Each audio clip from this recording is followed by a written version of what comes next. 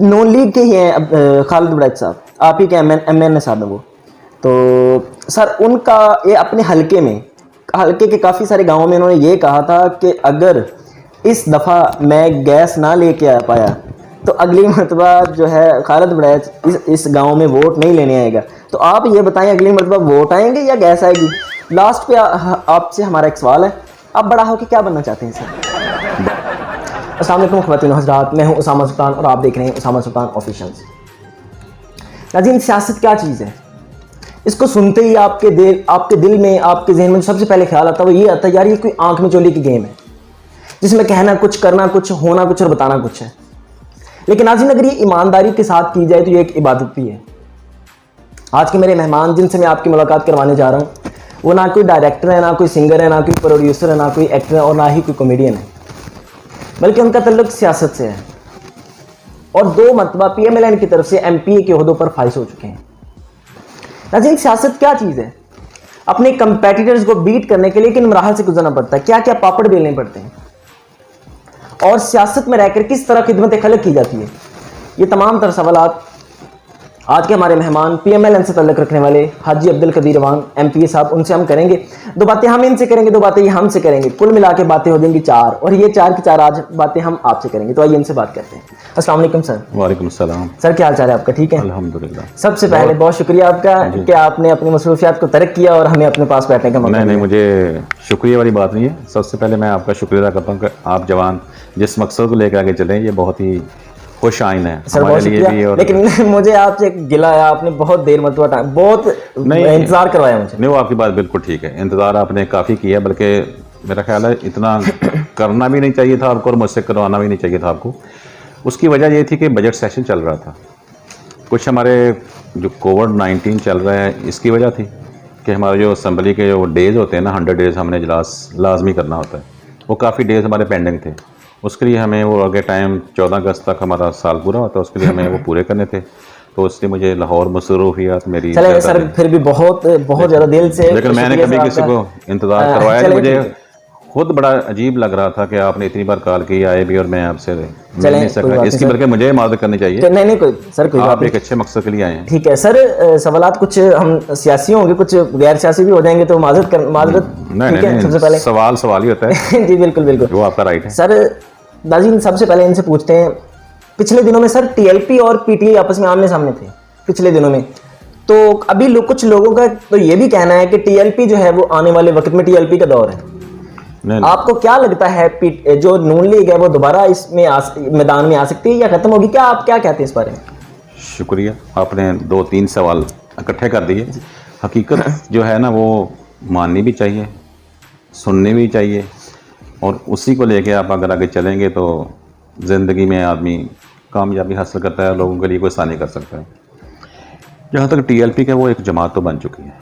मैं कहूँ कि नहीं कोई नहीं है।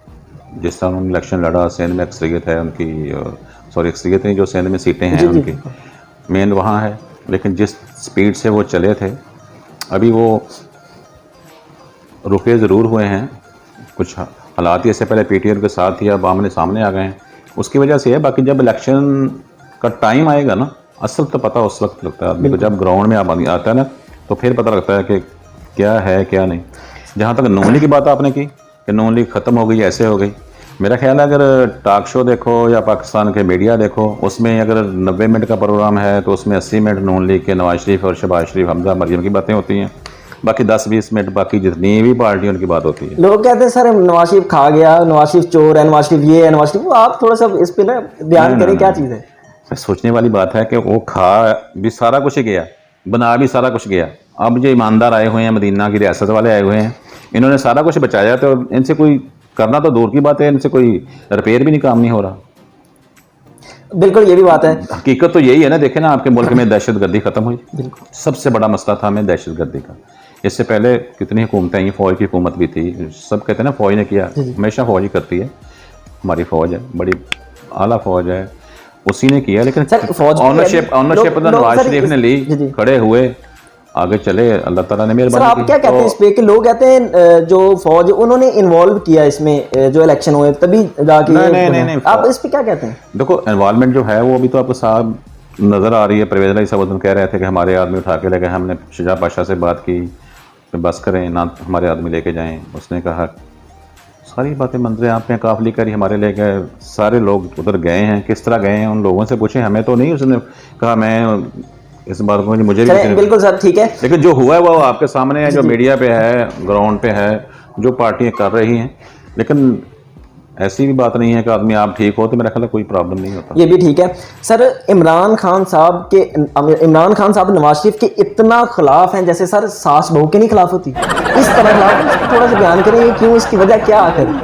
वजह उसकी साफ ज़ाहिर है। नवाज शरीफ ने इस मुल्क को बचाया है, इसको एटमी ताकत पहली मुसलमानों की बनाया है, और वो आया वो कहता है कि मुझे इसकी ज़रूरत ही नहीं है। खिलाफ नवाज शरीफ हम सबको होना चाहिए इस बात पे, तो बिल्कुल सर। क्यों ना कौमी सलामती के लिए बातें की, इन्होंने जो किया है, जो कर रहे हैं आपके सामने ही है। सर ठीक है सर, एक ना पब्लिक का सवाल है, बहुत ही इंपॉर्टेंट है सर। हर MPA MNA जब इलेक्शन होता है नाज़रीन, जब इलेक्शन होता है तो वो चले जाते हैं अपने हलके में लोगों से, यार हमें वोट चाहिए, आपकी डिमांड्स को हम पूरा करेंगे, आपको फैसिलिटेट करेंगे। सर जब इलेक्शन आता है तो वो बेचारे गरीब लोग आपको वोट भी दे देते हैं, आप इक़्तिदार में भी आ जाते हैं। इक़्तिदार में आने के बाद अक्सर MNA MPs उन गरीबों की बात नहीं सुनते। इस पर थोड़ा सा बयान करें। देखो जी, मुझे बाकी को तो पता नहीं, मैं तो अपनी बात कर सकता हूँ, अपने बारे में कह सकता हूँ। जहाँ तक मेरा पिछला 2013 का पहला इलेक्शन था, इलेक्शन लड़ा, हमारी फैमिली थी, उनकी सपोर्ट सबसे पहले घर से, काफ़ी बड़ी फैमिली है, वो मेरे साथ थे। उसके बाद मेरे हल्के के इंतहाई मुखलस, इंतहाई मोहब्बत रखने वाले दोस्त साथी, टीम थी मेरे साथ, फिर पार्टी मेरे साथ थी। लोगों ने बेतहाशा मोहब्बत की, इसमें कोई दो राय है ही नहीं, मैं जीत ही नहीं सकता वो इस मोहब्बत और इस खलूस के बगैर। तो उन सब ने मेरे साथ की। उसके बाद जो मेरा फ़र्ज़ बनता था कि उनका हक उन तक पहुँचा दो। जो आप बात कह रहे हैं ना कि लोग सुनते नहीं, मैं पिछले 5 साल और अभी 3 साल 8 साल में मेरे पूरे हल्के से आप घूम के देख लें, चैनल आपके पास है, मीडिया आपके पास है, बहुत स्पीड है, इससे तेज़ इन्फॉर्मेशन ना कोई ले सकता, ना आगे कोई दे सकता है जो आपके पास है। कभी किसी को DC ऑफ एस्टोबा, commissioner of Faisalabad, capital Lahore, किसी आदमी को अपने साथ कभी काम के लिए लेके नहीं गया, खुद ही जाता हूँ, खुद ही खुला के ला के देता हूँ। इसकी वजह यही है, इसकी वजह यही कि लोगों ने मेरे साथ इतनी मोहब्बत की और मुझे इस कदर जिम्मेदार बना दिया, मुझे कुछ करने वाली लाइन में खड़ा कर दिया। मैं अल्लाह ताला का शुक्र अदा करूँ, अपनी हल्के की आवाम का, दोस्तों का, इन सब लोगों का सारी ज़िंदगी भी खिदमत करता रहूँ। उन्होंने मुझे 5 साल के लिए बनाया, मेरी फैमिली भी करती रही, शायद उनका मैं हक अदा नहीं कर सकता। चले सर, आप उन लोगों को क्या कहना चाहते हैं जो ऐसा करते हैं? नहीं, उनको आप क्या कहना चाहते हैं? मैं कहता हूँ कि इससे बड़ी आपको अपनी ज़िंदगी में और आखिरत में आसानी और कोई है ही नहीं सकती कि आपको एक उन्होंने करने वाले लाइन। कहते हैं सियासत अच्छी तरीके से की जाए तो अल्लाह ताला की ये भी एक मैं कहता हूँ कि इतना सुकून और इतना मज़ा आता है जब किसी हकदार का मैं हक लेके दे देता हूँ ना, किसी हकदार के साथ खड़ा हो जाता हूँ, जब उसका मसला हल हो जाता है, जब रात को घर आता हूँ, जो नींद मज़ेदार आती है ना, मैंने कभी ज़िंदगी में नहीं देखी। सर अगला सवाल हमारा ये है कि आप PTI से किस हद तक मुतमईन हैं? मैं तो वही नहीं, हद खुद है ही नहीं, हद ही ख़त्म कर दी। मुल्क को जिस हद तक पहुँचा दिया वो मेरे बताने की या आपके सवाल करने की तो ज़रूरत ही नहीं है। आप तो इससे बात आगे चली गई है। यानी आप मतलब नफरत करते हैं उनसे? नहीं, नफरत नहीं करनी चाहिए किसी से भी, ना हमारा मज़हब इजाज़त देता, ना हमारा मुल्क, ना हमारी फैमिली, ना हमारी कोई तरबियत है किसी से नफरत करूँ या मैं किसी को नफरती निगाह से देखूँ। लेकिन बात असूली है, हकीकत है, वो करनी चाहिए कि उन्होंने जो लोगों ने उम्मीदें लगा के उनको वोट दी थी, उन्होंने उसमें तो 5% भी पूरा नहीं किया।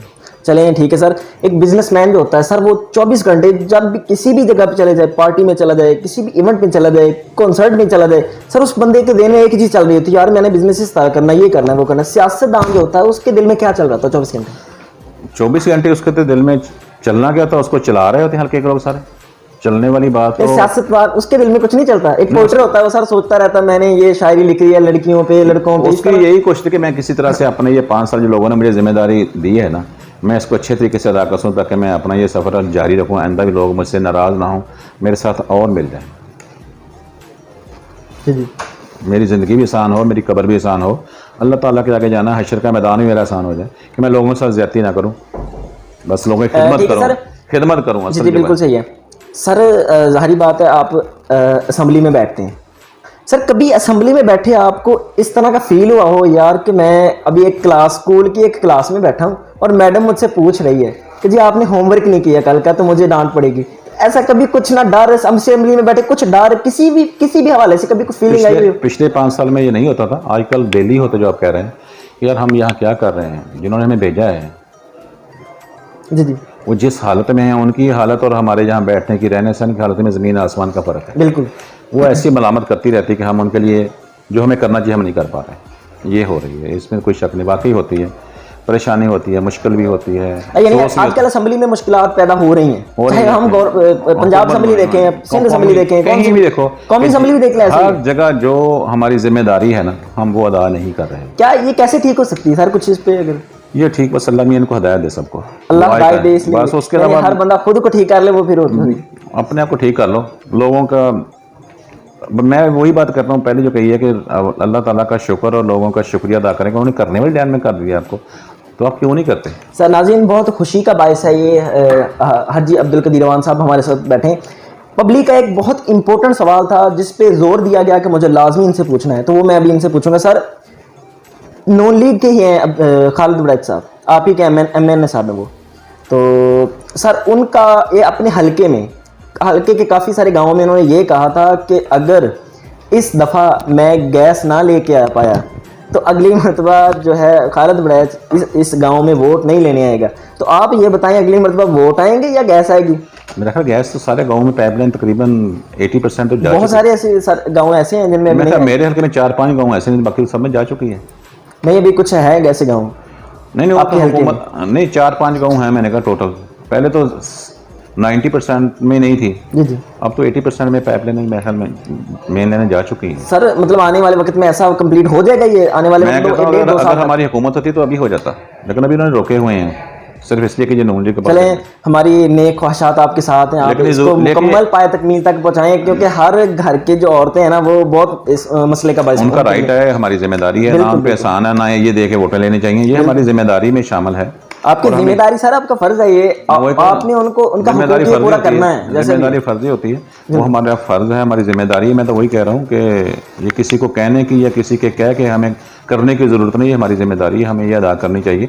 मैं वही कहता हूँ कि लोगों का हक लोगों तक पहुँचाना हमारी जिम्मेदारी है, अल्लाह ताला ने लगाई है ऊपर, और उसके बाद हमारे हल्के के लोगों ने सर लगाई। आपने इस दफ़ा 3 साल मेरा ख्याल कहता हो गए और 2 साल रहते हैं, 1.5 या 2 साल रहते हैं, अभी तक सारा आपने क्या इलाके में डेवलपमेंट करवाया? अभी तक हमारी ही डेवलपमेंट चल रही है, वाटर सप्लाई हमारी चल रही है, नाली सोलने का काम हमारा चल रहा है, सबसे हमारी चीज़ों से वही प्रोजेक्ट चल रहे हैं सारे। नैब में कोई एक भी मेरे हल्के में नहीं किया, कोई एक छोटा सा भी किया हो ना कोई, सिवाय हमारे जो काम चल रहा है उनके ऊपर। सर लेकिन फिर भी आपके अभी सिटी में काफ़ी सारी ऐसी जगह है जो जहाँ पे रोड्स बनने वाले हैं। वो तो टूट गया ना, बने तो सारे थे। इसी मतलब सिटी पैकेज में पूरा हमने डबल 1 डबल 2 एजुकेशन में स्टेडियम बनाया, और हेल्थ में BHU, वाटर सप्लाई, गैस, पानी, बिजली, टोटल बेतहाशा काम किए पिछली मरतबा हमने 5 साल में पाकिस्तान में। 70 सालों में इतने काम नहीं हुए जो पिछले 5 सालों में हुए थे। लेकिन अभी चूँकि हमारी गवर्नमेंट नहीं है, अभी ये है कि इन्होंने बजाय को उसको कंटिन्यू करते इन्होंने उसको रोके रखा। सर एक और चीज़, छोटी सी बात है, एक नॉर्मल सा बंदा जो पढ़ा लिखा भी नहीं है, उस बंदे से हम वोट लेते हैं कि यार आपको हम, जैसे हम पहले का बात कर चुके हैं, आपको सहूलियत हम जरूर देंगे। उस बंदे को तो ये नहीं पता कि यार इक़्तिदार में कौन आ रहा है कौन नहीं, उसे यही पता कि हाजी अब्दुल कदीर अवान साहब जो MPA बन चुके हैं, मैंने वोट दिया MPA बन चुके हैं, उनसे उनका तल्लुक ही नहीं आगे। उसने यही कहना कि यार इन्होंने मेरे लिए कुछ भी नहीं किया।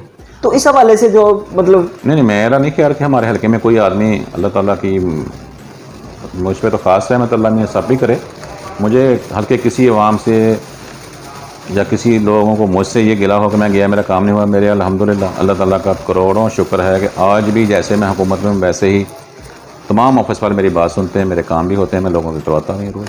किसी जगह मुझे ये आज तक महसूस नहीं है 3 सालों में मैं अपोजिशन में, मैं AC को, DSP को, DPO को या किसी भी इदारे में फ़ोन करूँ मेरी बात ना सुने और मैं जो काम कहूँ जायज़ काम होता है और वो ना करे, मैं अब तक किसी अफसर से सर एक छोटी सी बात, इसी बात पे लोगों के माइंड में ये भी चीज़ है, ये माइंड सेट है लोगों का यार, जो MNA MPs होते हैं वो मतलब बहुत सारे गलत काम करवाने तक उनका हाथ, उनकी रसाई, उनकी एक्सेस है।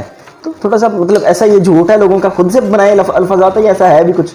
नहीं, मेरा ख्याल है कि मैं पहले भी आपसे बैठक के भाइयों से बात कर रहा था कि बहुत सारे काम होते हैं, अगर आप डायरेक्टली जाके इंतज़ामिया से बात करेंगे ना, किसी भी ऑफिस में आपका काम है तो वैसे ही हो जाना होता है। एक लोगों के जहन में ये बात बैठ गई है कि जब तक MNA MP ने फ़ोन ना किया हमारा काम नहीं होना, ऐसे ही बस यही कंसर्ट, बाकी ऐसा कोई नहीं। बाकी MP MNA के रसाई दफ्तरों तक ज़रूर होती है, उनकी बात सुनी भी जाती है, मानी भी जाती है, करवाते भी हैं, लेकिन जो नजायज़ करवाते हैं वो ज़्यादती करते हैं। मेरा उनसे भी अपने कुरीकों से यही रिक्वेस्ट है कि खुदारा किसी के साथ ज्यादती ना करो। जी, बिल्कुल। जितनी किसी के साथ आसानी कर सकते हो ना, किसी का भला कर सकते हो ना, वो कर दो, अल्लाह तो हमारा नुकसान नहीं होने देगा। जब हम ठीक है। किसी का करेंगे तो फिर हम बच बिल्कुल नहीं बिल्कुल सकते। सर, बिल्कुल। एक फनी सा छोटा सा क्वेश्चन है, माइंड कीजिएगा सर। आप छांगा मांगा जंगल में जा रहे हैं गाड़ी पे, ठीक है, गाड़ी रास्ते में खराब हो जाती, एक तरफ मरियम औरंगजेब की शॉप है, दूसरी तरफ शॉप है फिरदौस आशिक अमान के साथ।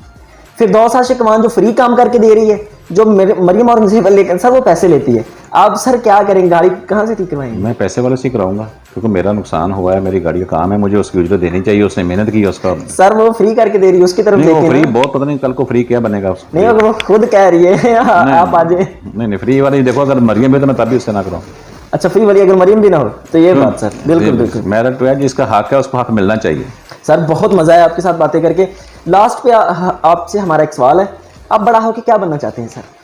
बड़े तो बहुत हैं, बस अल्लाह का शुक्र अदा करना चाहते हैं, अल्लाह ताला खैर और खैरियत से रखे, लोगों की खिदमत करने का मौका और सेहत और तंदुरुस्ती दे, सबसे बड़ी बात है, नाज़रीन हमने ताकि मैं लोगों की खिदमत करता रहूं। जी जी बस अब्दुल कदीर अमान से बातें की। लास्ट पे सर एक आप अपने हल्के वालों को, अपने चाहने वालों को, अपने कुलीग्स को, फ्रेंड्स को, रिलेटिव्स को क्या पैगाम देना चाहते हैं लास्ट पे? मैं उनको बस यही पैगाम देना चाहता हूँ कि अल्लाह ताला का शुक्र कर, उससे अपनी ज़िंदगी की सेहत की दुआ करें और लोगों के साथ सिला रहमी करें, किसी का नुकसान ना करें। ये ज़माना जो है ना, जो हालात जा रहे हैं ना, हमें अल्लाह से डरना चाहिए और लोगों से प्यार करना चाहिए, किसी का नुकसान ना करें। बस यही एक सोच है कि मैंने किसी का नुकसान नहीं करना, बस किसी के लिए मैंने आसानी पैदा करनी है। तो अल्लाह ताला आपके लिए इतनी आसानियाँ पैदा कर रहा है, आपके कभी वहम गुमान में भी नहीं होता।